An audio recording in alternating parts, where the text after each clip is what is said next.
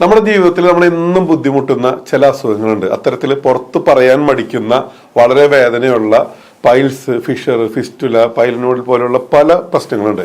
അതിന് പെട്ടെന്ന് തന്നെ ഒരു പരിഹാരം, അതും ഏറ്റവും കുറഞ്ഞ ചെലവിൽ ഏറ്റവും വേദന കുറഞ്ഞിട്ടുള്ളത്. അപ്പൊ അതിന്റെ വിശദമായിട്ടുള്ളൊരു വീഡിയോ ആണിത്. അപ്പൊ എല്ലാവരെയും ഈ വീഡിയോയിലേക്ക് സ്വാഗതം ചെയ്യുന്നു.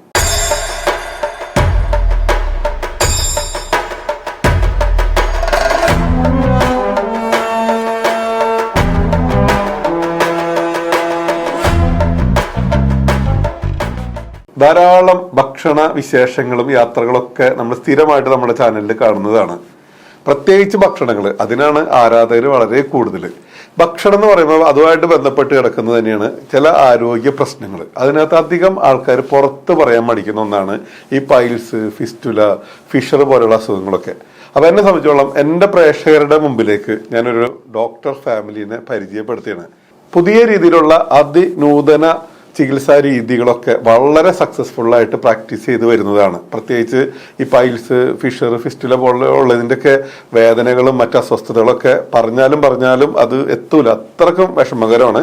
അപ്പോൾ വളരെ കുറഞ്ഞ രീതിയിലുള്ള ആശുപത്രി വാസം തന്നെ, അഡ്മിഷൻ തന്നെ ആവശ്യമില്ല. അപ്പൊ എന്തായാലും നമുക്ക് ഡോക്ടറിലേക്ക് പോകാം. അവർ തന്നെ കാര്യങ്ങൾ പറയട്ടെ. ഡോക്ടർ നമ്മുടെ ചാനലിലേക്ക് സ്വാഗതം. രണ്ടുപേർക്ക് സ്വാഗതം. ഒന്ന് പരിചയപ്പെടുത്താം. ഒരുപാട് ചോദ്യങ്ങളൊന്നും ഞാൻ ചോദിക്കുന്നില്ല. ഈ വിഷയമായിട്ട് ബന്ധപ്പെട്ടുകൊണ്ടുള്ള കുറെ കാര്യങ്ങൾ അറിയാൻ എൻ്റെ പ്രേക്ഷകർ ആഗ്രഹിക്കുന്നുണ്ട്. അവരിലേക്ക് ആദ്യം ഒന്ന് പരിചയപ്പെടുത്തിയിട്ട് നേരെ വിഷയങ്ങളിലേക്ക് കിടക്കാം. ഓക്കെ, ഞാൻ ഡോക്ടർ ഡിക്റ്റിൻ, കൺസൾട്ടൻറ്റ് പ്രോക്ടോളജിസ്റ്റ്, ഡോക്ടർ ഡിക്റ്റിൻസ് സ്പെഷ്യാലിറ്റി പ്രോക്ടോളജി ക്ലിനിക്. ഞാൻ ഡോക്ടർ സുകന്യ, സെയിം കൺസൾട്ടൻ്റ് ആണ്, ഡോക്ടർ ഡിക്റ്റിൻ സ്പെഷ്യാലിറ്റി പ്രോക്ടോളജി ക്ലിനിക്കിൽ. ഓക്കെ, ഒരുപാട് ഇപ്പൊ എല്ലാവരും നമ്മളിപ്പോ റോഡ് സൈഡിൽ വരുന്ന അന്യ സംസ്ഥാന തൊഴിലാളികൾ വരെ ഇതിനു വേണ്ടി ചികിത്സിക്കുന്ന ബോർഡുകൾ കാണാറുണ്ട്. റോഡ് സൈഡിലൊക്കെ പല ബോർഡുകൾ വേദന കൂടാതെ സുഖപ്പെടുത്തുന്നു, അത് ഇതെന്നൊക്കെ. അതിനൊന്നും ഒരു ആധികാരികതയില്ല. ഡോക്ടറെ കുറിച്ച് ഞാൻ ഒത്തിരി കേട്ടിട്ടുണ്ട്. അപ്പൊ ഒരുപാട് നൂതന സാങ്കേതിക വിദ്യകൾ ഡോക്ടർ എന്തൊക്കെ ഡെവലപ്പ് ചെയ്യുന്നൊക്കെ പറയുന്നുണ്ട്. അപ്പൊ ഇതുമായിട്ട് ബന്ധപ്പെട്ടുള്ള കാര്യങ്ങൾ എന്താണ്, എങ്ങനെയാണോ, ആശുപത്രിയിൽ അധികം ദിവസം നിൽക്കണോ, മറ്റ് ചെലവുകൾ, ഇതിന്റെ പ്രശ്നങ്ങൾ, എല്ലാ കാര്യങ്ങളും ഡോക്ടർക്ക് പറയാം. ഓക്കെ, ഇപ്പം ഈ പറയുന്നതാണ്. ഇപ്പം നമ്മൾ കൂടുതലും മലയാളികൾ നമ്മൾ ഏറ്റവും കൂടുതൽ കാണുന്നതെന്ന് വെച്ചാൽ ഈ ഭിത്തിയിൽ ഒട്ടിച്ചേക്കുന്ന ഈ ഒരു മഞ്ഞ നിറത്തിലുള്ള ഒരു പരസ്യങ്ങൾ. ഞാനിപ്പോൾ എൻ്റെ ചെറുപ്പകാലത്തൊക്കെ ഒത്തിരി ഇതുപോലത്തെ പോസ്റ്ററുകളും ബാക്കി ഇത് കണ്ടിട്ടുണ്ട്. പക്ഷെ അതുകൊണ്ട് തന്നെ ഇപ്പം ഞാൻ പറഞ്ഞില്ല, ആൾക്കാരുടെ ഒരു വിചാരം എന്ന് വെച്ച് കഴിഞ്ഞാൽ ഇതാണ് ചികിത്സ എന്നുള്ളതാണ് പ്രധാനമായിട്ടുള്ളൊരു പ്രശ്നം. ആൾക്കാർ ഇതുപോലെയുള്ള ഒത്തിരി അബദ്ധങ്ങളിൽ പോയി ചാടാറുണ്ട്. എവിടെയാണ് ഇതിൻ്റെ കൃത്യമായിട്ടുള്ള ചികിത്സ കിട്ടുന്നതെന്നുള്ളതിനെ കുറിച്ച് ഇതിന് വലിയ ധാരണയില്ല ആൾക്കാർക്ക്. അപ്പം കൃത്യമായിട്ട് ചികിത്സയുണ്ട്. ആൾക്കാരുടെ പിന്നെയുള്ളൊരു പേടി, ഏറ്റവും പറഞ്ഞ പേടിയാണ് വേദന. അപ്പം നമ്മൾ ശരിക്കും പറഞ്ഞാൽ വേദനയും നാണക്കേടുമാണ് ആൾക്കാർക്ക് ഉള്ളൊരു ഏറ്റവും വലിയൊരു പ്രശ്നം. വേദന പിന്നെ സഹിക്കാം, നാണക്കേടാണ് സഹിക്കാൻ പറ്റാത്തത്. നാണക്കേട് എന്ന് പറഞ്ഞാൽ അതാ പറഞ്ഞത്. നമ്മളിപ്പം നമ്മുടെ ക്ലിനിക്ക് എന്ന് വെച്ചാൽ എക്സ്ക്ലൂസീവായിട്ട് ഈ ഒരു അസുഖങ്ങൾ, പൈൽസ്, ഫിഷർ, ഫിസ്റ്റുല, പൈലോണൽ സൈനസ്, ഇല്ലെങ്കിൽ റെക്ടൽ പ്രൊലാപ്സ്, റെക്ടോസീൽ എന്നൊക്കെ പറഞ്ഞ കണ്ടീഷൻസ് ഉണ്ട്. മലബന്ധം ഉണ്ടാക്കുന്ന ഭയങ്കര ബുദ്ധിമുട്ടുള്ള കണ്ടീഷൻസാണ് അതൊക്കെ. അപ്പം നമ്മുടെ അവിടെയുള്ള സ്റ്റാഫ് ആണെങ്കിലും ഡോക്ടേഴ്സ് ആണെങ്കിലും എല്ലാവരും ഇതിനു വേണ്ടി മാത്രം ട്രെയിൻഡ് ആയിട്ടുള്ള ആൾക്കാരാണ്, ട്രെയിൻഡ് ആയിട്ടുള്ള പ്രൊഫഷണൽസാണ്. പക്ഷെ അവർക്ക് യാതൊരു ഇതുമില്ല. ഞാൻ പറഞ്ഞു, നമുക്ക് 8 മാസം തൊട്ടുള്ള കുട്ടികളോട് 98 വയസ്സ് വരെയുള്ള ആൾക്കാർ നമ്മളവിടെ ചികിത്സയ്ക്ക് വന്നിട്ടുണ്ട്. നമ്മളിപ്പോൾ ഈ ഒരു ഇതിൽ ഞങ്ങൾ രണ്ടുപേരും തിരുവനന്തപുരം ഗവൺമെൻറ് ആയുർവേദിക് കോളേജിലാണ് പഠിച്ചത്. 2015 ഞങ്ങളുടെ ക്ലിനിക്ക്, അതായത് ഏറ്റുമാനൂർ ആരംഭിച്ചത്. ഏറ്റുമാനൂർ അമ്പലത്തിനടുത്തായിട്ടാണ് നമ്മുടെ ക്ലിനിക്ക് വരുന്നത്, ഏറ്റുമാനൂർ. ഇപ്പം നമ്മൾ റീസെൻ്റ്ലി ആണ് ഇപ്പം നമ്മൾ ഇക്കാനെ ഇന്നാളെ നമ്മളിപ്പോൾ ടൂർ പോയ സമയത്ത് ഇക്കാനെ പരിചയപ്പെട്ട് അതിനൊരു 5 മാസം മുന്നെയാണ് നമ്മൾ ശരിക്കും പറഞ്ഞു കഴിഞ്ഞാൽ ഇവിടെ ഒരു ക്ലിനിക്ക് ഇട്ടത്. കാരണം എന്ന് വെച്ചാൽ തുടങ്ങിയതിൻ്റെ റീസൺ തന്നെ വെച്ചാൽ എനിക്ക് ഇവിടുന്ന് ഒത്തിരി പേഷ്യൻസ് അവിടെ വരുന്നുണ്ട്. അപ്പൊ അതാണ് പ്രധാനമായിട്ടും നമ്മളിങ്ങോട്ട് മനസ്സിലായി. അപ്പൊ ഞാനിപ്പോ ചോദിച്ചാൽ ഇപ്പൊ ഈ പൈൽസ് എന്നൊക്കെ പറഞ്ഞ എല്ലാവരും നാണക്കേട്, വേദന, എങ്ങനെയാണ് നമ്മൾ ട്രീറ്റ്മെന്റ് മെത്തേഡ്? എനിക്ക് ഒരുപാട് സാങ്കേതിക പദങ്ങളൊന്നും എനിക്കും ദഹിക്കില്ല. ആ ഒരു ഇത്തരം അസുഖങ്ങൾ കൊണ്ട് ബുദ്ധിമുട്ടുന്ന ഒരാൾക്ക് എങ്ങനെ എത്ര പെട്ടെന്ന് എങ്ങനെ ഇതിൽ നിന്ന് മോചിതനാവാൻ പറ്റും? അതിനെന്താണ് ഡോക്ടർ ചെയ്യുന്ന ട്രീറ്റ്മെന്റ് മെത്തേഡ്സ്? അതാണ് ഞാൻ പറഞ്ഞത്. നമ്മുടെ ഹോസ്പിറ്റലിന്റെ നമ്മുടെ മാത്രം എന്ന് വേണമെങ്കിൽ നമുക്ക് പറയാം. നമുക്ക് ഡേ കെയർ പ്രൊസീജിയർ എന്ന് വെച്ചാൽ ഹോസ്പിറ്റലിൽ അഡ്മിഷനേ ആവശ്യമില്ല.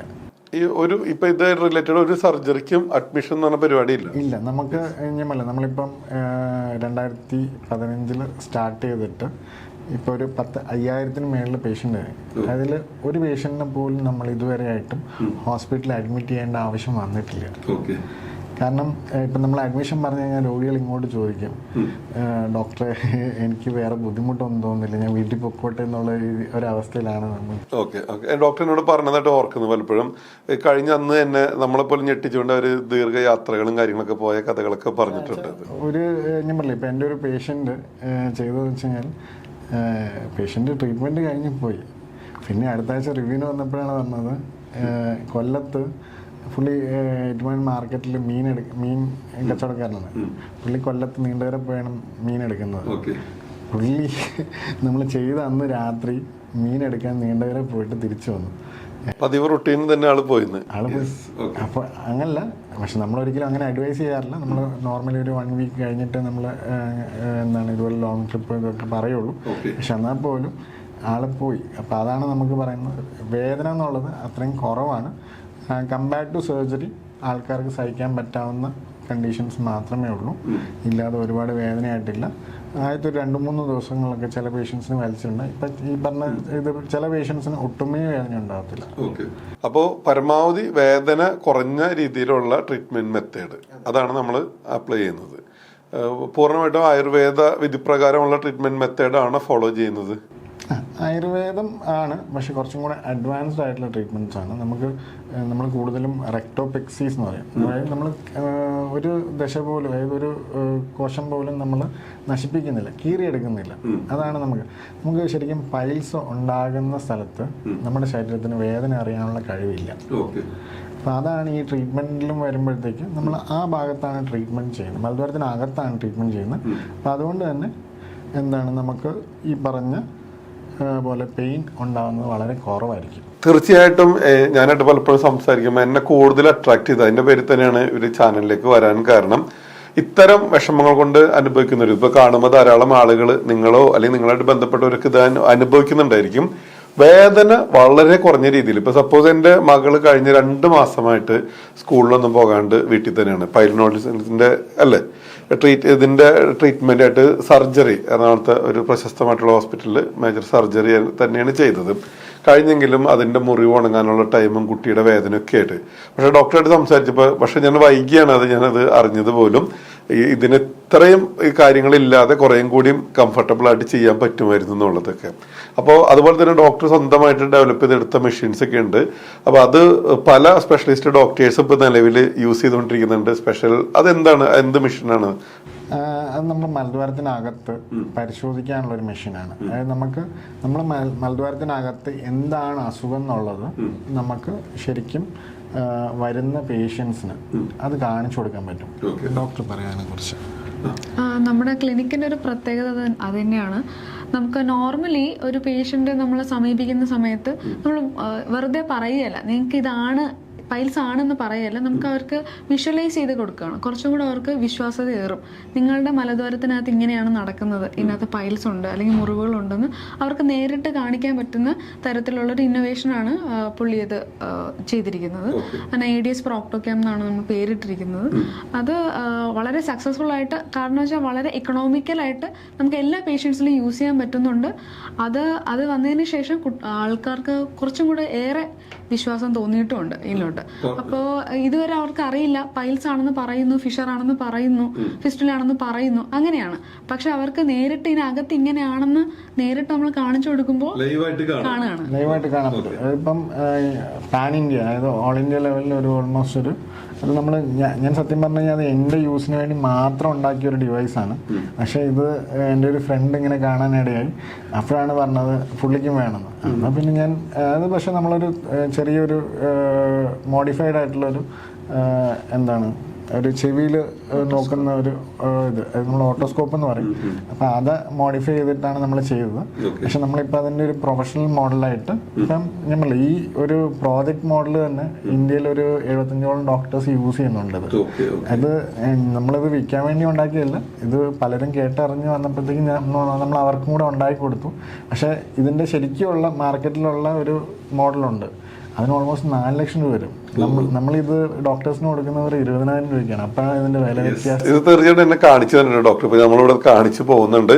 അതായത് നമുക്കിപ്പോ നമ്മുടെ എന്താ പറയാ മലദ്വാരത്ത് നമുക്ക് സ്വന്തമായിട്ട് കാണാൻ പറ്റില്ല. എവിടെയെങ്കിലും ചെയ്യുന്ന റിപ്പോർട്ടുകൾ സ്കാനിങ് തന്നെ ബേസ് ചെയ്തിട്ടുള്ള റിപ്പോർട്ടിലൂടെയാണ് നമ്മൾ അറിയുന്നത്. ഇത് നമുക്ക് ഡോക്ടറെ ഇത് പ്രകാരം ഇത് നമുക്ക് നേരിട്ട് കാണാൻ സാധിക്കും. കാരണം സ്ക്രീനിൽ നമുക്ക് കാണാൻ സാധിക്കും. അതിന് ചെറിയ വിഷ്വൽസ് നമ്മളിവിടെ കൊടുക്കുന്നുണ്ട്.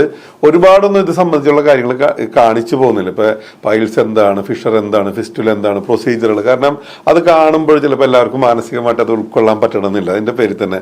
പക്ഷെ ഇത് കാണുമ്പോൾ നിങ്ങൾക്ക് മനസ്സിലാകും. അപ്പൊ പേഷ്യൻസ് മാത്രമല്ല കേട്ടോ, ഈ മേഖലയിൽ പ്രവർത്തിക്കുന്ന ഡോക്ടേഴ്സിനും ഇപ്പൊ ഈ കൊടുത്തിരിക്കുന്ന നമ്പറുകളിൽ ബന്ധപ്പെട്ട് കഴിഞ്ഞാൽ ഈ ഡിവൈസ് ലഭ്യമാകുന്നതായിരിക്കും. ഡോക്ടറായിട്ട് ബന്ധപ്പെട്ട് കഴിഞ്ഞാൽ ഡിവൈസ് ലഭ്യമാകും. ചെറിയ പൈസയേ ഉള്ളൂ.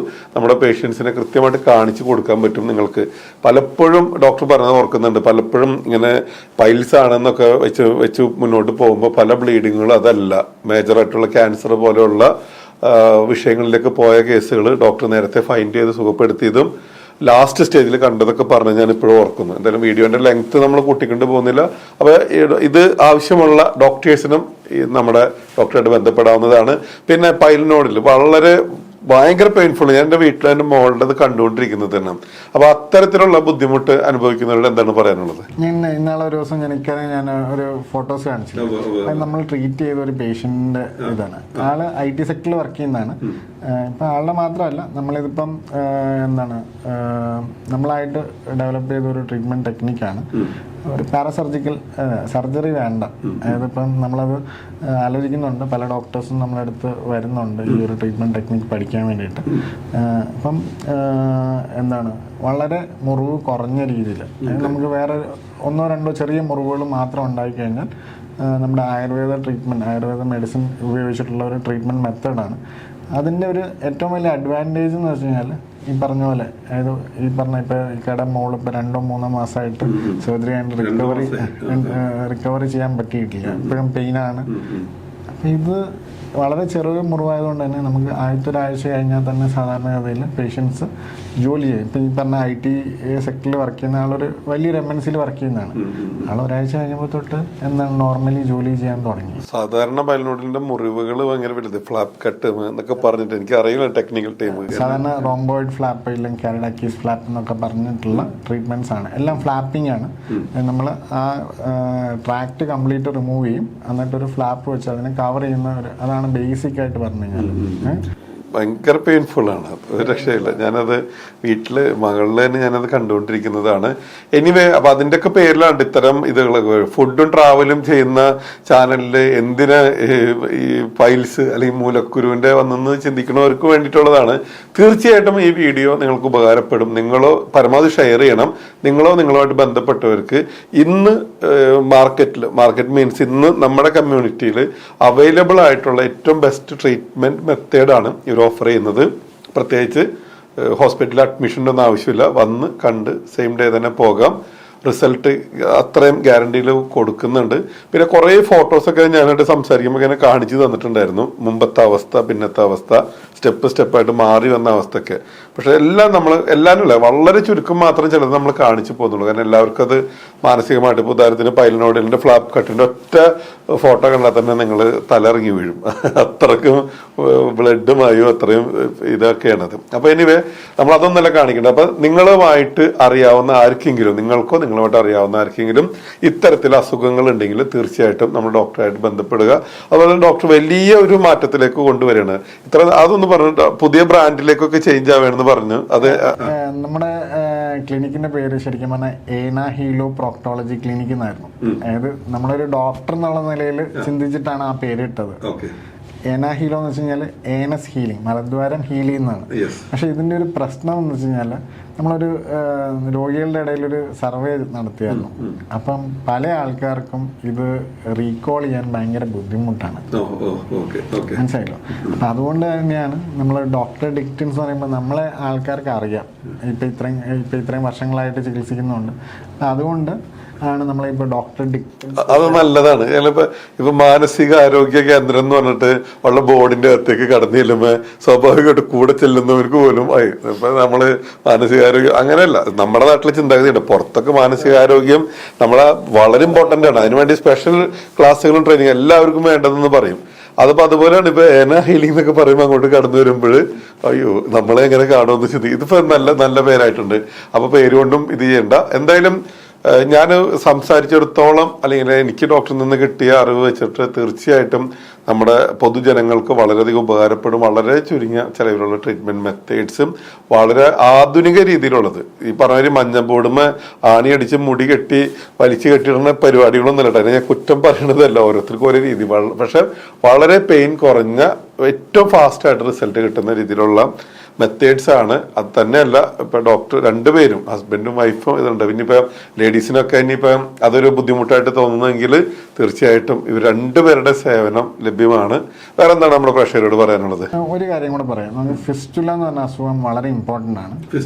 ഫിസ്റ്റുല എന്ന് പറഞ്ഞു കഴിഞ്ഞാൽ അതിനും നമുക്കൊരു സ്പെഷ്യൽ ആയിട്ടുള്ള ട്രീറ്റ്മെന്റ് ടെക്നിക്സ് ഉണ്ട്. അതായത് ഇപ്പം നമുക്ക് ആയുർവേദം എന്ന് പറയുമ്പോൾ പൊതുവെ ആൾക്കാർക്ക് ക്ഷാരസൂത്രം എന്നുള്ള ഇതായിരിക്കും. അപ്പം അതിന് പകരമായിട്ട് നമ്മൾ ഇഫ്ടാക്ക് എന്ന് പറഞ്ഞ ട്രീറ്റ്മെന്റ് ടെക്നിക്സ്, അതായത് ഇഫ്ടാക്ക് എന്ന് പറഞ്ഞാൽ ഇപ്പം നമുക്ക് ഇപ്പം റീസെൻ്റ്ലി പത്മശ്രീ കിട്ടിയത് ഡോക്ടർ മനോരഞ്ജൻ സാഹു എന്നാണ്, BHUലെ സാറാണ് ഈ ഇഫ്ടാക്ക് ഡെവലപ്പ് ചെയ്തത്. അപ്പം ആ ഇഫ്ടാക്ക് എന്ന് പറഞ്ഞു കഴിഞ്ഞാൽ വളരെ ചെറിയ മുറിവ് മാത്രമേ ഉള്ളൂ.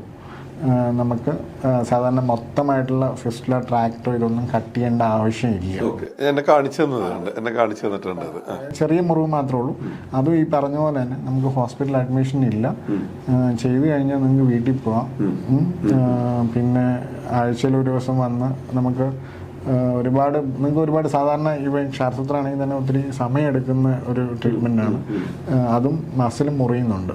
നമ്മുടെ ഇതിൻ്റെ പ്രത്യേകത എന്ന് വെച്ചാൽ മസിൽ മുറിയാതെ തന്നെ നമുക്ക് ഫിസ്റ്റുല ശരിയാക്കി എടുക്കാമെന്നുള്ളത്. അതുകൊണ്ട് തന്നെ നമുക്ക് ഫിസ്റ്റുല കൊണ്ടുണ്ടാകുന്ന സർജറിയുടെ ഒരു പ്രധാന പ്രശ്നം എന്ന് വെച്ചാൽ ഇൻകോണ്ടിനൻസ് ആണ്. നമുക്ക് മലം പിടിച്ചു വെക്കാനുള്ള, ഈ മസിൽ മുറിഞ്ഞു കഴിഞ്ഞാൽ മലം പിടിച്ചു വെക്കാൻ പറ്റില്ല. നമ്മളറിയാതെ തന്നെ മലം പോകും. ഓക്കെ, അപ്പോൾ എനിക്ക് മനസ്സിലായി. അപ്പോൾ ഞാൻ പറഞ്ഞ പോലെന്ന് വെച്ചാൽ ഇപ്പൊ നമ്മളിപ്പോ സാധാരണഗതിയിൽ ഇപ്പൊ ഇത്ര നാള് ഫോളോ ചെയ്തു വന്ന ആയുർവേദ വിധിപ്രകാരവും പിന്നെ പ്ലസ് അതിന്റെ കൂടെ പുതിയ റിസർച്ച് അനുസരിച്ചുള്ളതും കൂടിയാണ് ഇംപ്ലിമെന്റ് ചെയ്തേക്കുന്നത്. നമ്മുടേതായിട്ടുള്ള ഇന്നോവേഷൻസ് നമ്മൾ അതിനകത്ത് കൊണ്ടുവന്നിട്ടുണ്ട്. പിന്നെ ഞാൻ പറയുന്നത് വെച്ചാൽ ഫിസ്റ്റുലയുടെ രണ്ട് പ്രശ്നങ്ങളാണുള്ളത്. ഒന്ന് ഈ പറഞ്ഞ ഇൻകോണ്ടിനൻസ്, അതായത് നമുക്ക് മലം പിടിച്ചു വെക്കാൻ പറ്റാത്ത അവസ്ഥ. രണ്ടാമെന്ന് വെച്ചാൽ ഇത് വീണ്ടും വരുന്നതെന്നുള്ളതാണ്. അപ്പോൾ ഇത് രണ്ടും ഒരു പരിധി വരും. നമ്മളിപ്പോൾ ക്ലിനിക്കിൽ നമുക്കെന്ന് വെച്ച് കഴിഞ്ഞാൽ ഓൾമോസ്റ്റ് ഒരു 95% അബവ് ഫിസ്റ്റുല എന്ന് പറഞ്ഞു കഴിഞ്ഞാൽ സക്സസ്ഫുള്ളാണ്. അത് എന്ന് വെച്ചാൽ ലോകത്തിൽ തന്നെ ഏറ്റവും ബെസ്റ്റ് നമ്പറാണ്. നമ്മള് സത്യം പറഞ്ഞാൽ ദൈവത്തിന് പോലും 100% കൊടുക്കാൻ പറ്റുമോ എന്നുള്ള ഒരു സംശയമുള്ള ഒരു അസുഖമാണ് ഈ ഫിസ്റ്റുല എന്ന് പറയുന്നത്. കാരണം വെച്ചാൽ അത്രമാത്രം ആൾക്കാർ ബുദ്ധിമുട്ടുണ്ട്. ഇപ്പം എനിക്ക് തന്നെയാണെങ്കിൽ ഒരു 7 പ്രാവശ്യമൊക്കെ സർജറി കഴിഞ്ഞിട്ട് ഇപ്പം റീസെൻ്റ്ലി ഉണ്ടായിരുന്ന ഒരു പേഷ്യൻ്റാണ്, കാനഡയിൽ നിന്നുള്ള കനേഡിയനാണ്. അവരിവിടെ വന്ന് നമ്മൾ ട്രീറ്റ്മെൻറ്റ് എടുക്കാൻ വേണ്ടിയിട്ട് നമുക്ക് ഇവിടെ വന്ന് 2 മാസം സ്റ്റേ ചെയ്ത് അവർ ട്രീറ്റ്മെൻറ്റ് എടുത്ത് പോകുമായിരുന്നു. കാനഡയിൽ അവിടെ 7 പ്രാവശ്യം സർജറി കഴിഞ്ഞു. ഡോക്ടർക്ക് ഇതുപോലെ ഒരു പേഷ്യൻ്റ് ഉണ്ടായിരുന്നു, എന്നുവെച്ചാൽ പുറത്തുനിന്നുള്ളൊരു റഷ്യൻ പേഷ്യൻ്റ്, ഒരു ലേഡിയായിരുന്നു അത്.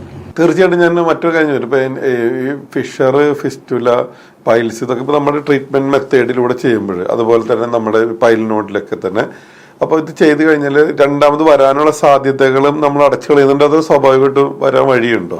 എന്താണ് ഫിഷർ? ഇത് 4 രീതിയിൽ വരുന്ന അസുഖങ്ങളാണ്. അപ്പോൾ റെക്കറൻസ് ഫിസ്റ്റുലയുടെ കേസിൽ ഡോക്ടർ ഡിക്റ്റൻ പറഞ്ഞതുപോലെ തന്നെ റെക്കറൻസിന്റെ ചാൻസ് വളരെ വളരെ കുറവാണ് ഈ ട്രീറ്റ്മെന്റ് രീതിയാണ് നമ്മൾ ഫോളോ ചെയ്യുന്നുണ്ടെങ്കിൽ. പക്ഷെ നമ്മൾ ട്രഡീഷണൽ ആണെങ്കിൽ നമുക്ക് റെക്കറൻസ് ഉണ്ടാകാനുള്ള ചാൻസ് ഉണ്ട് താനും. പക്ഷെ നമ്മൾ ഇപ്പോൾ ഫോളോ ചെയ്യുന്ന രീതിയിലാണെങ്കിൽ തീരെ റെക്കറൻസ് ഇല്ലെന്ന് തന്നെ നമുക്ക് പറയാൻ പറ്റുന്നുണ്ട്.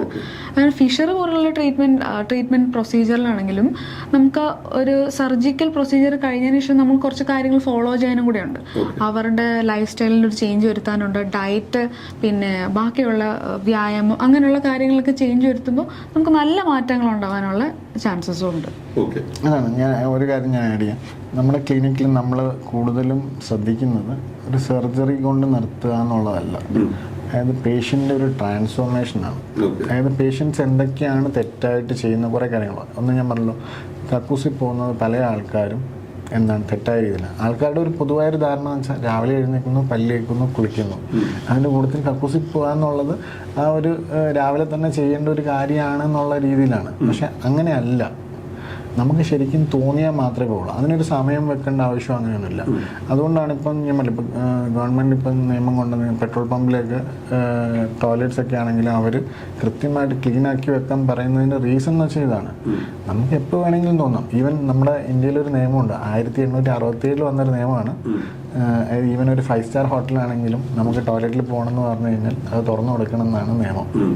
അതായത് നമ്മുടെ സ്വാതന്ത്ര്യം കിട്ടുന്നതിനൊക്കെ ഒത്തിരി മുന്നേ. അപ്പം അന്ന് തൊട്ടേ ആൾക്കാർ ഇതിന് ഒത്തിരി റിസർച്ച് ചെയ്തിട്ടുള്ള ഒരു കാര്യമാണ്. അപ്പം അതാണ് നമ്മൾ പിന്നെ ഞാൻ പറഞ്ഞത് ഭക്ഷണത്തിനകത്ത് ഇപ്പം നാര് കഴിക്കണം എന്ന് പറയും. പക്ഷെ നാര് എന്തിനാണ് കഴിക്കുന്നത്? പിന്നെ വെള്ളം കുടിക്കുന്നത് ഞാൻ പറയാം. ഇപ്പോൾ എല്ലാവരും പറയും 8 ഗ്ലാസ് മുതൽ 10 ഗ്ലാസ് വരെ. അതെങ്ങനെ കുടിക്കണം എന്ന് ആൾക്കാർക്ക് അറിയത്തില്ല. അപ്പം നമ്മൾ കൂടുതലും പേഷ്യൻ്റ് എഡ്യൂക്കേഷനും കൂടെ ഒത്തിരി പ്രാധാന്യം കൊടുക്കുന്നുണ്ട് നമ്മുടെ ക്ലിനിക്കിൽ. കാരണം അങ്ങനെയാണെങ്കിൽ മാത്രമേ ഈ പറഞ്ഞ റെക്കറൻസും ബാക്കി ഇതൊക്കെ ഇതുപോലെ നമ്മളൊരു സർവേ നടത്തിയതിൽ ഓൾമോസ്റ്റ് 99% നമ്മുടെ ക്ലിനിക്കിൽ മീൻസ് ക്ലിനിക്കിൽ ചെയ്തു പോയ പേഷ്യൻസ് സാറ്റിസ്ഫൈഡ് ആയിരുന്നു. നമ്മൾ ഇതുപോലെയൊക്കെയുള്ള സർവേസും ബാക്കി ഇതൊക്കെ നമ്മുടെ പേഷ്യൻസിൻ്റെ ഇടയിൽ കണ്ടക്ട് ചെയ്യാറുണ്ട്. കാരണം അത് അങ്ങനെ ഒരു സാറ്റിസ്ഫാക്ഷൻ കിട്ടുന്നത് എന്തുകൊണ്ടാണെന്ന് വെച്ച് കഴിഞ്ഞാൽ ഈ പറഞ്ഞ പോലെ നമ്മൾ ഈ ഒരു സർജറി എന്നുള്ള ഒരു ഇത് മാത്രമല്ല നമ്മൾ കാഴ്ച, നമുക്ക് അവർക്കൊരു പൂർണ്ണമായിട്ടൊരു സുഖം കിട്ടണമെന്നുണ്ടെങ്കിൽ അവരെ എഡ്യൂക്കേറ്റ് ചെയ്യുകയും കൂടെ വേണം. അത് ഇതിൻ്റെ അകത്ത് വളരെ ഇമ്പോർട്ടൻ്റ് ആണ്. തീർച്ചയായിട്ടും അതൊരു വലിയൊരു പ്ലസ് പോയിന്റ് ആണ് ഡോക്ടർ പറഞ്ഞത്. കാരണം ഒരു വെറുതെ അവിടെ വെറുതെ എന്നല്ല, വരുന്നവർക്ക് വെറുതെ ട്രീറ്റ്മെന്റ് നടത്തി അവരെ ആ താൽക്കാലിക ആശ്വാസം കൊടുത്ത് വിടുക മാത്രമല്ല, ആഫ്റ്റർ അവരുടെ ലൈഫ് എങ്ങനെ വേണമെന്നുള്ള ഒരു കൃത്യമായിട്ടുള്ള ഒരു ശിക്ഷണം തന്നെ വേണമെങ്കിൽ പറയാം.